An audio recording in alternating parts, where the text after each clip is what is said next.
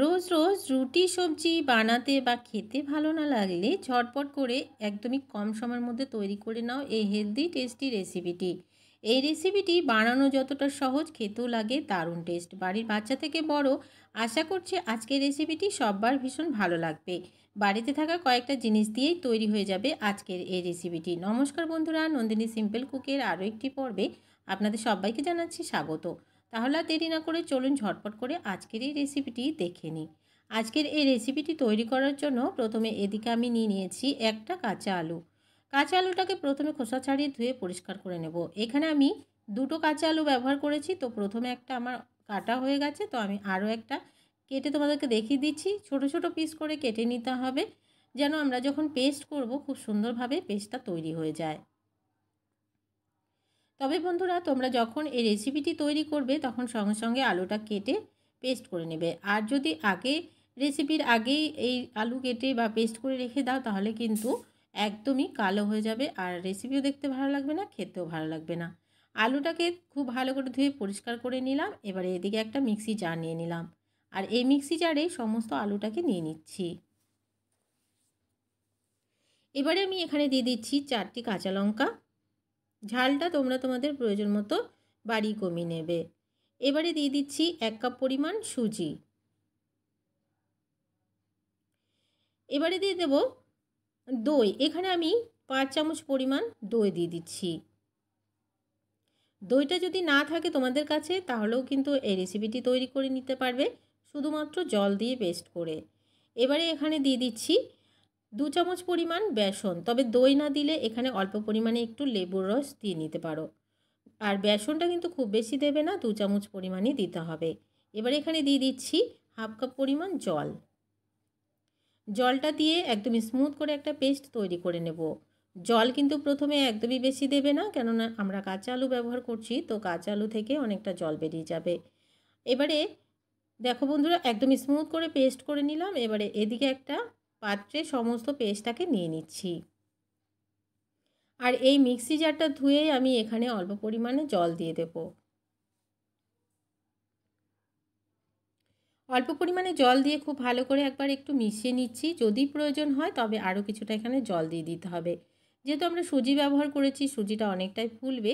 আর তবে ব্যাটারের ঘনত্বটা খুব বেশি পাতলা বা খুব বেশি ঘন হবে না, সেটা আমি তোমাদেরকে পরে দেখিয়ে দিচ্ছি। যতটা জল আমি মিক্সিতে নিয়েছিলাম সম্পূর্ণ জলটা এখানে দিয়ে দিলাম। দিয়ে খুব ভালো করে মিশিয়ে নিচ্ছি।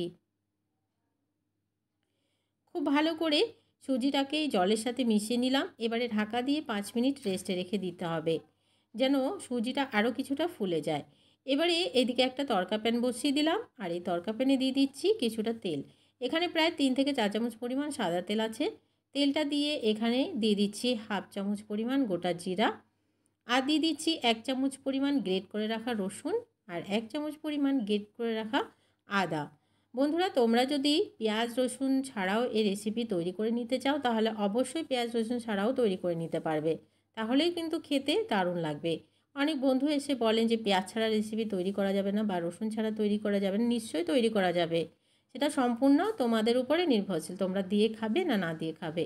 পেঁয়াজ রসুন ছাড়াও কিন্তু এই রেসিপি খেতে ভালো লাগে। তো এবারে হালকা একটু রসুন আর আদাটাকে হালকা একটু ভেজে নিয়ে তবে এখানে দিয়ে দিলাম কারি পাতা বেশ খানিকটা। কারি পাতা যদি তোমাদের কাছে না থাকে তাহলে এখানে ধনে পাতাও ব্যবহার করতে পারো। খুব বেশি ভাজার প্রয়োজন নেই, হালকা একটু সফট হয়ে গেলে গ্যাসের ফ্লেমটাকে বন্ধ করে দিচ্ছি। এবারে এদিকে দেখে নিচ্ছি যে আমাদের যে ব্যাটারটা রেডি করে রেখেছিলাম সেটা কতটা ঘন হয়েছে। তো দেখো অনেকটাই কিন্তু ঘন হয়ে গেছে। এখানে আরও কিছুটা জল দিতে হবে, তো আমি এখানে 2 চামচ পরিমাণ জল দিয়ে দিচ্ছি। খুব বেশি জল কিন্তু দেব না, ব্যাটারটা খুব বেশি ঘন হয়নি। এবারে যে তরকাটা রেডি করে রেখেছিলাম সম্পূর্ণ তরকাটা এখানে দিয়ে দিচ্ছি। তরকাটা দিয়ে আবারও খুব ভালো করে মিশিয়ে নেব। তার আগে এখানে কিছু মশলা দিয়ে নেব। খুব ভালো করে একটু মিশিয়ে নিচ্ছি। খুব ভালো করে একটু মিশিয়ে নিলাম। মিশিয়ে নেওয়ার পরে এখানে দিয়ে দিচ্ছি পরিমাণ মতো লবণ, দিয়ে দিচ্ছি 1 পিঞ্চ মতো জোয়ান, হজমে সাহায্য করবে। আর দিয়ে দিচ্ছি 1 চামচ পরিমাণ চিলি ফ্লেক্স, আর দিয়ে দিচ্ছি হাফ চামচ পরিমাণ, হাফ চামচ থেকেও কম বেকিং সোডা। বেকিং সোডাটা দিলে ভীষণ ভালো স্পঞ্জি হবে, অনেকটাই ফুলবে আর একদমই নরম, দেখবে সফট তুলতুলে হবে। বয়স্ক মানুষরাও খেতে পারবে। খুব ভালো করে একটু ফেটিয়ে নিতে হবে কিছুক্ষণ সময় নিয়ে।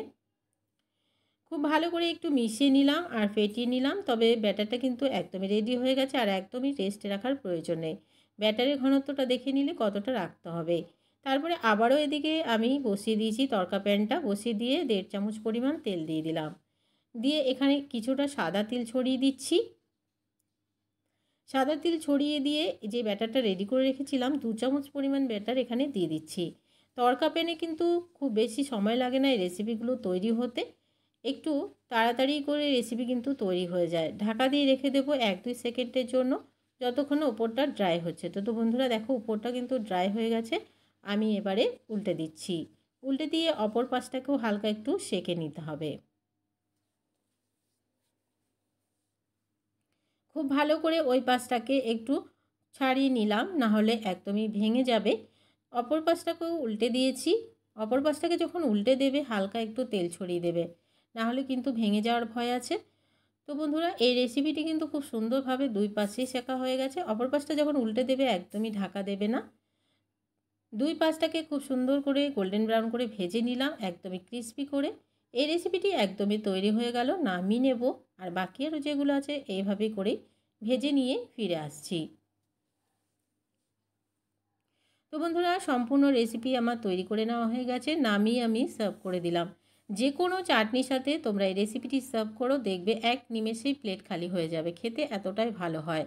আজকের রেসিপিটি ভালো লাগলে একটা লাইক করার অনুরোধ রইল, অনেক অনেক শেয়ার করে দেওয়ার অনুরোধ রইল। নতুন বন্ধু আমার চ্যানেলে নতুন এসে থাকলে আমার চ্যানেলটিকে সাবস্ক্রাইব করে পাশে থাকা বেল আইকনটাকে প্রেস করে অল বাটনে ক্লিক করতে ভুলবে না।